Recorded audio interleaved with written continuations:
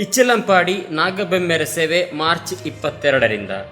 ಕುಂಬಳೆ ಸೀಮೆಯ ಇಚ್ಚಲಂಪಾಡಿ ಗ್ರಾಮದ ಕೋರಂಗಳದಲ್ಲಿ ಅನಾದಿ ಕಾಲದಿಂದಲೂ 2 ವರ್ಷಕ್ಕೊಮ್ಮೆ ಆರಾಧಿಸಿಕೊಂಡು ಬರುತ್ತಿರುವ ನಾಗಬ್ರಹ್ಮರ ಸೇವೆ ಮಾರ್ಚ್ 22 ಮತ್ತು 23ರಂದು ನಡೆಯಲಿದೆ.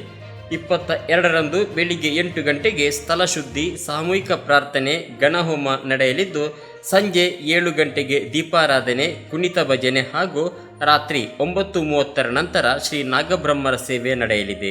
ಸೂರ್ಯೋದಯದ ಸಮಯದಲ್ಲಿ ಕನ್ನಿ ಉಳ್ಳಾಲ್ದಿ ನೇಮೋತ್ಸವ, ಮರಿಕಲ್ಲ ಸೇವೆ ಹಾಗೂ ನಾಗತಂಬಿಲ ಸೇವೆ ನಡೆಯಲಿದೆ.